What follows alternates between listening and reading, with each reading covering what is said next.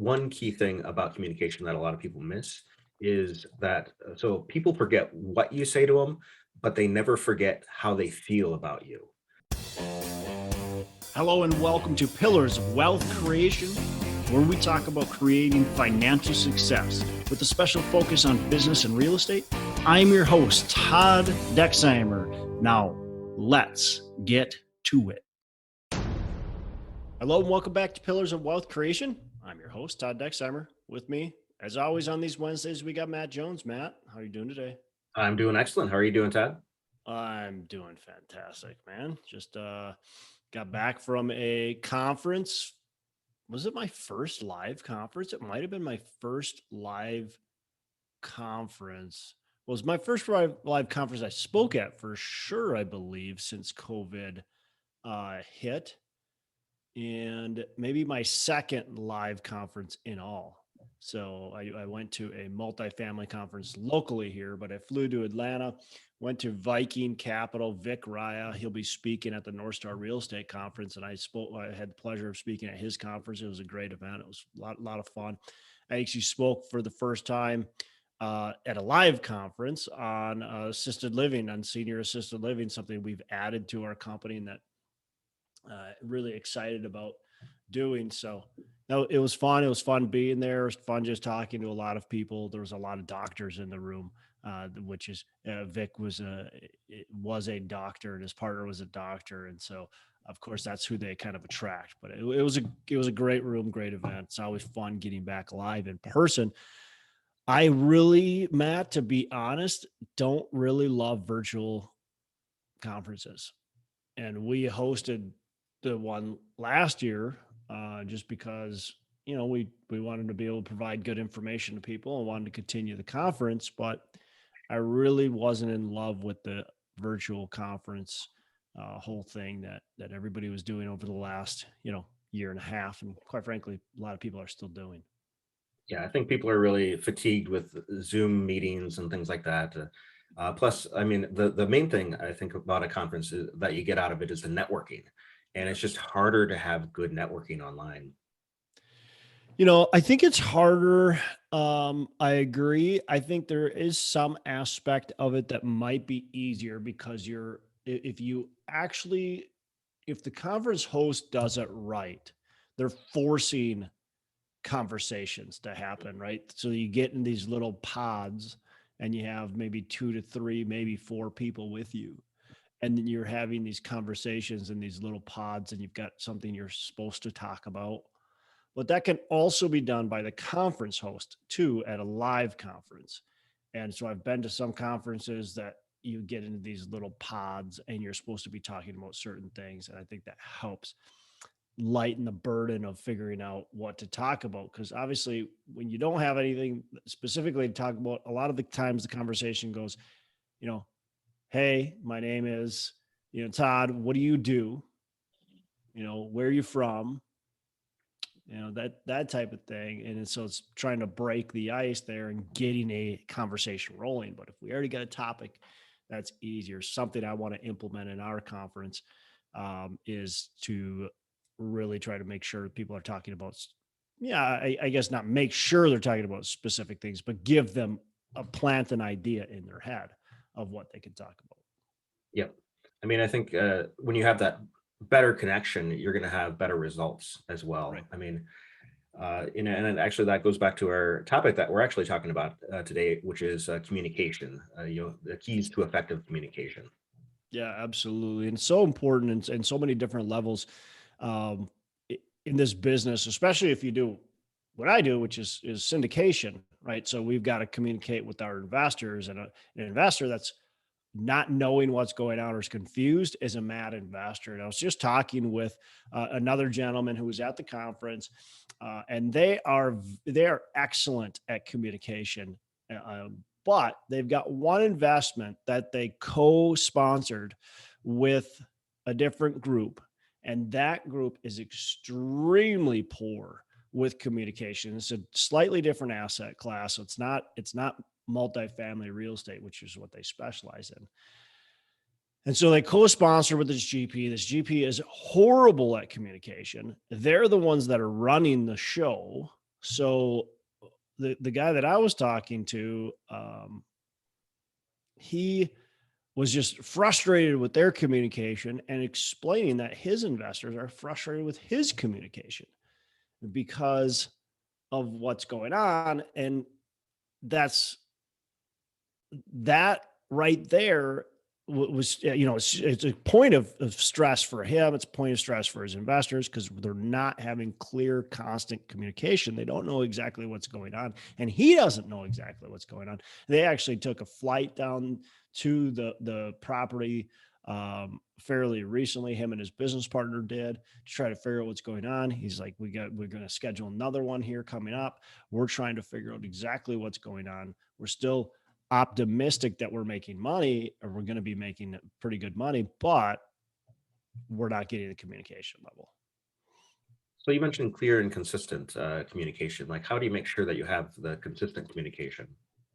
Well, I think you just have to set up a schedule. You have to determine what the schedule is for how much is enough and not too much. So we don't want to inundate on our communication. We don't want to have it to be so much that people are like, geez, like I'm delete.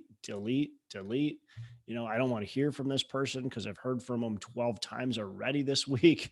But we want to make sure it's enough, right? It's often enough. So it depends on who you're communicating with, right? Are we communicating with brokers? Are we communicating with investors? Is it with property managers? Is it with lenders and so on? So we've got a lot of people we're communicating with.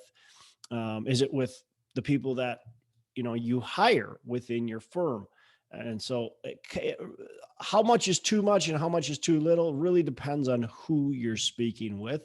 And it also depends on the type of communication you're trying to provide. So let's just take an employee, for instance. If you've got an employee and that employee is in more of a leadership type position, or can be independent, then a daily or maybe even as long as weekly communication could be appropriate.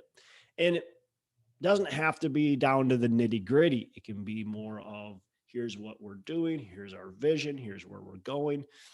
What do you need from us to support?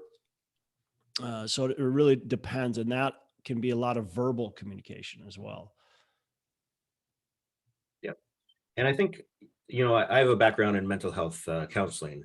And I think one key thing about communication that a lot of people miss is that so people forget what you say to them, but they never forget how they feel about you.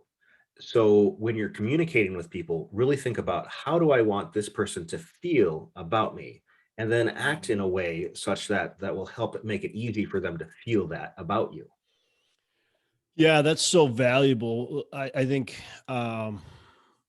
we read into the communication very much so. And like you said, people will forget exactly what you said, but they won't forget how you said it, how those words came across. Were you angry when you said it? Were you excited when you said it? Were you optimistic when you said it? Were you super negative when you said it? Like, people remember your energy that you gave more than they'll remember the words that you said. That's super valuable. Hey, real quick, I want to talk to you about the North Star Real Estate Conference. We've got the North Star Real Estate Conference. It's a third annual. Of course, we're back live this year after taking a 1-year hiatus and being virtual. We're live. We've got live and virtual options for you. So I'd love to see you there. North Star Real Estate Conference. It's all about cash flowing real estate. So we're going to be hitting on multifamily. We're going to be hitting on all things commercial. We'll be talking about syndications, asset management, all of that stuff that you're going to need to know, and the mindset behind it. I've got a great lineup of speakers. So go on to northstarunlimited.live, buy your tickets now. Want to see you there. I want to network with you. I want to shake your hand. I want to get to know you. And we've got a ton of people that are going to be there wanting to do the same thing. So join us, North Star Real Estate Conference, October 7th and 8th. And it is in the Twin Cities at Mystic Lake Casino. So I hope to see you there. So yeah, clear communication, clear and consistent communication. And again, the consistency depends on depends on the relationship, depends on what's going on. My investors, we communicate with them once a month.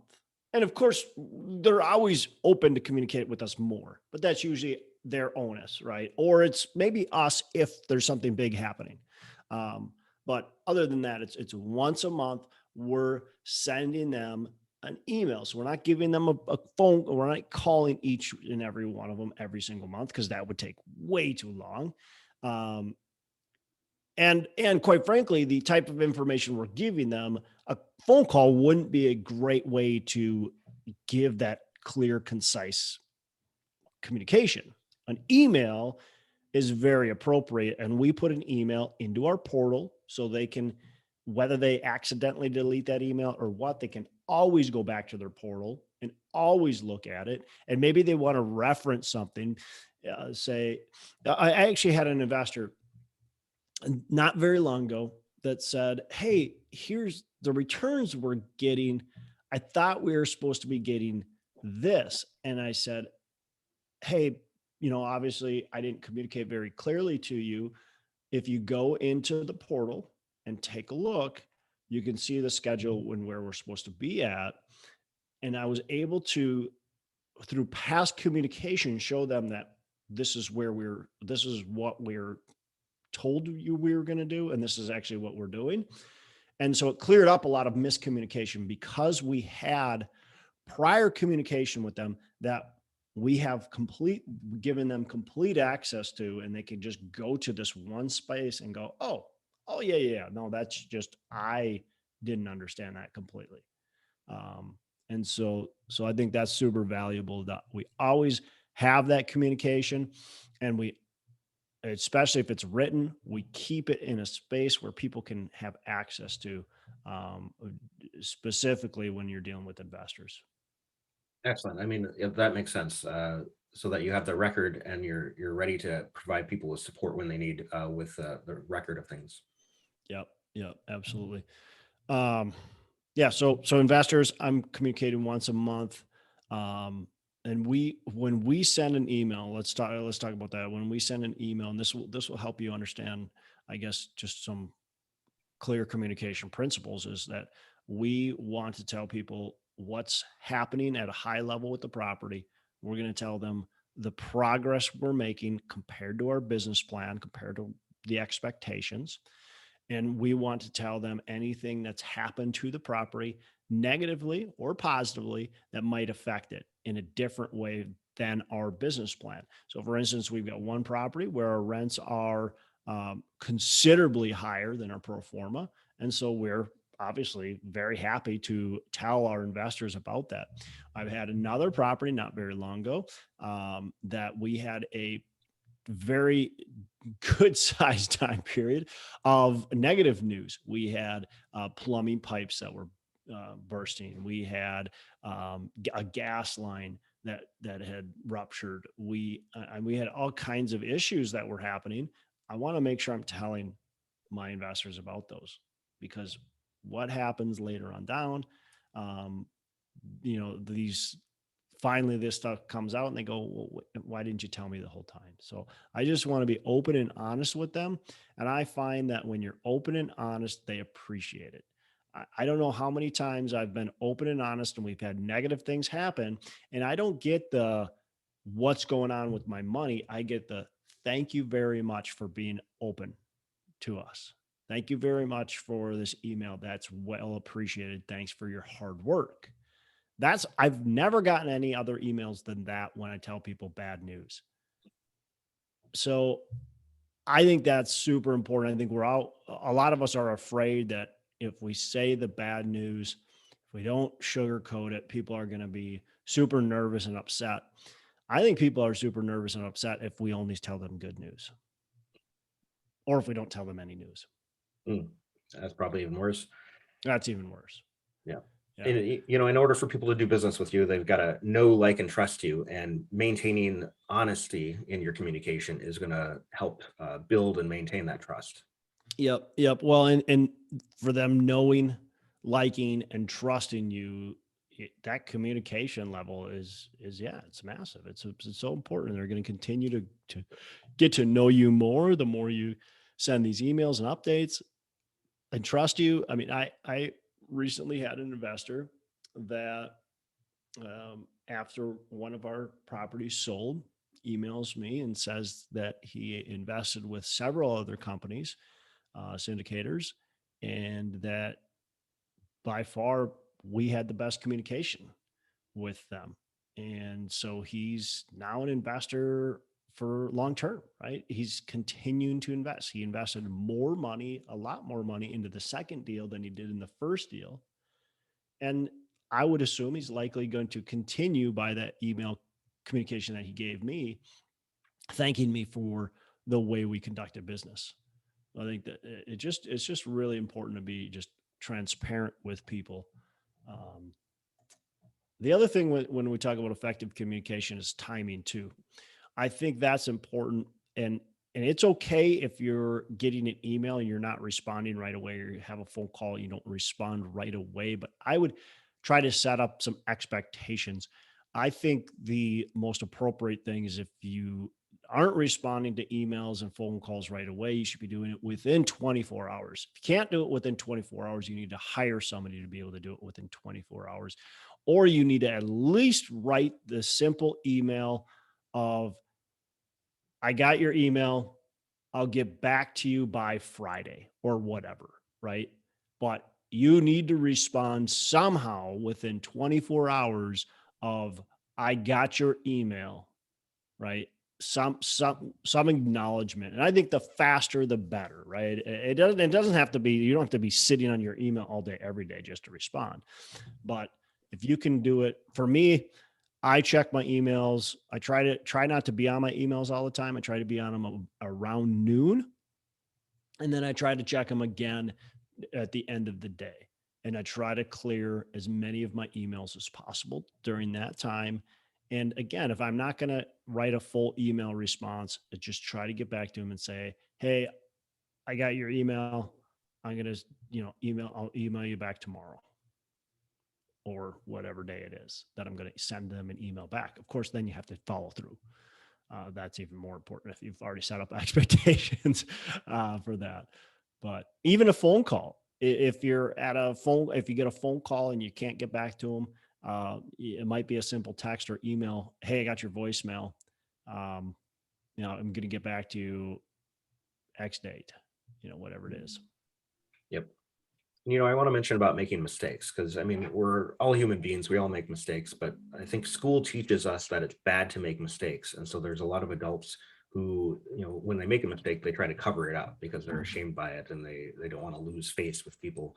But if you can rise above that and be honest with people when you make a mistake and own it, and then make a plan for fixing whatever the error was, that's going to build more trust and better communication. Yeah, for sure. For sure. One of the things, Matt, that I have noticed as I communicate and do a poor job and make mistakes and then learn from them is that I am, my brain has certain things that it understands and knows, right? It doesn't mean other people know what I know or are thinking the same way. So it's not that I'm necessarily smarter than them or have more knowledge in them, but I maybe am thinking about something that's a different way than they are. And so the vision in my head, it's super clear, right? This is what needs to happen, blah, blah, blah. And I tell them how things are, what my vision is, right? I tell them that, and then they don't do anything about it or don't do it right or whatever it might be. And I'm going, it was so easy. I used to say that all the time. Come on, this is so easy. Like, what's going on here? Like, it's so easy to understand. I explained it to them. I can't believe they're not doing it. Well, it's because what's in my head and what goes out of my mouth doesn't necessarily translate back into their head the exact same way. And that's just how it is. And so I think, first of all, understanding that and acknowledging that is super important. And then figuring out ways that, how can I get what's in my head out of my head and into their head the same way, right? Or as close as possible. The last thing is understanding that it doesn't necessarily have to be the exact same way. So depending on what you're doing, it can be done their way and it can be okay. And so that's the last part of it. So for me, if I verbally tell something to somebody, I think of and especially if it's important and it's a step-by-step thing, write it down. Write it down. So we have our weekly phone calls with our property management companies, right? We have our asset management calls, and some of them are very easy to understand, but many of them have a lot of things that we talk about. And so after that communication, and sometimes even before the communication, depending on how things are going, I've got a list, and it says, the person's name, and they're going to be doing this, this, and this, right? And then another person's name, they're doing this, this, and this, and this is the deadline. And we just now we communicated verbally and we communicated it in writing, and we're trying to be as clear as possible and complete as possible, right? So without having too much fluff, I think is really important as well. But we just want clear, coherent, just completely easy to understand communication with people, and a call to action, I think, is really important too. So if there's calls to action, you have to write it down. You should have calls to action with people. Oftentimes, it depends on what the situation is, of course, but Yep, exactly. And I find also, like, when you work with the person to create a plan of action, that they are going to be more committed to it. One thing I did with my yeah, employees. allow not just instructing is what you're saying. Exactly, exactly. With my former employees, if I had something I wanted them to do by a certain date, I would ask them to set their own deadline. And, I'd have it in my mind where when I wanted it to be done, but they would usually set their own deadline as before that. Yeah. And so then I'd be, all right, great. And if they didn't, I would challenge them on it. But yeah, then they would be more likely to get it done in time. I do that with contractors all the time. With contractors, I say, I'd say, well, when do you think you can have this done? Well, you can have this done by X date. Okay. Well, here's the thing is, what I want to do is I want to set up an incentive for you to have it done by that date. And we'll give you a little bit of a cushion, but then I want to have negative if you don't complete by that date. So, with that being said, when do you think you can have this done? Okay, October 22nd. Perfect. Okay, October 22nd. If you get the project done on October 21st or before, here's your bonus. If you get it done on October 21st through, November 1st, you get in your contract price, and you get it done after November 1st, between November 1st and X, you get a deduction, you get another deduction, here you get another deduction. And that way they understand it, but they set the groundwork, right? They already told you when they're going to get it done. I like doing that a lot. I like, as you said, I like being able to allow them to make a lot of the choices too. You can, especially if it's a project and they have some freedom, this is the end result. What are you going to do to get there?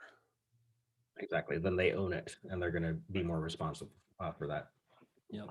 Yep. Um, I think one of the trickiest things to understand is how much is too much, how much is too little. For me, that can be challenging. When I'm talking with brokers, when I'm talking with property managers, we want to make sure that the direction's going the right way, but we also don't want to be a thorn in their side. We want people to have freedom and flexibility. We want people to take responsibility, but at the same time, we want to ensure that success is happening. And so that's always just a balance, and sometimes it flows, and it can be changing a little bit, but um, for the most part, in my opinion, we want to keep a fairly consistent schedule on that. So, for our property managers, it's once a week, but when we've got a big construction project going on, it might be 2 to 3 times a week. And we also have formal and informal communication too, right? We have a scheduled formal call once every single week, but oftentimes we have many other calls within that, many other emails within that, that informally happen because we need to communicate more. So if things go sideways, in my opinion, if people start to get upset at you, or if people aren't performing to your level of expectation, my opinion, it's your fault. You didn't communicate properly. I fired a property manager. Well, I've fired several of them, but every time I fire them, I try to look at what I did. And every single time, in my opinion, it's my fault because of what I did. I didn't communicate. Obviously, I didn't communicate my business plan effectively. Obviously, I didn't communicate what my expectations for the property for my residents were effectively. Obviously, I didn't do the proper due diligence on that company, and we didn't communicate what our expectations were for them and that they could achieve those expectations properly. So for me, it's always my fault. I look at the people that I have fired or have left, and I can always point out how I could have done a lot better in communication. And a lot of it is because what's in my brain doesn't get out of my mouth and back into their brain the proper way, because I know the business really well. I've done it. I've repeated the steps 100 times, but they haven't. Well, it's easy. It's easy for me because I've done it 150 times. It's hard for them because they've done it 0 times. It's a foreign language for them because they don't know what NOI or cap rate is. You know what? Well, what do you mean? Is this? It's super easy. Well, yeah, it's for you because you've done it 3,000 times, right? So you've got to think about where they're at, where you're at, and how could we just break it down to make it easy, write it down to make it so they can look it up, right? Put it on a video, whatever you need to do. Yeah. I mean, it's all a matter of like constantly thinking of like, how can I have better communication? How can I help prevent miscommunication? Yep. And by doing that, you're going to be better and better. Yep. Agreed. Cool, man. Well, that's all I got. I think just reiterating that it's so important for effective communication in every aspect of your business, in life, quite frankly. You're going to achieve a lot more. You're going to go a lot farther. You're going to have a lot of other people that are happy with you versus upset at you if you can communicate properly. Yep. And I want to say last thing here, the best book I've ever read about connecting with people and communicating with them is How to Win Friends and Influence People by Dale Carnegie. And there's a new version about communicating in the digital world as well. So that goes over email and social media and stuff like that too. Got it. Cool. Yeah, good stuff, man. All right. Well, you have a fantastic rest of the day. Every day, a Saturday. Thanks, you too.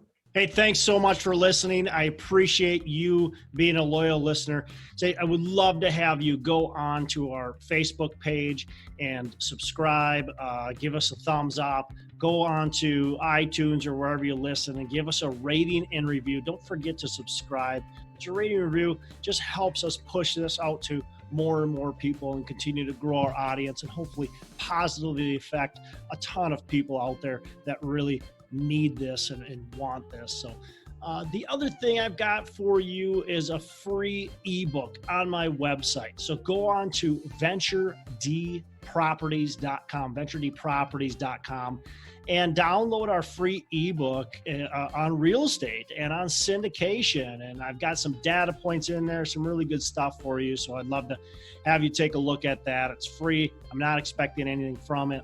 And also, look, if you want some help in multifamily, want some help learning, growing, getting your business off the ground, I would love to talk to you about what it would look like to work with me potentially and see if that's a good fit. So you can go to coachwithdex.com and check that out, and we can definitely have a call.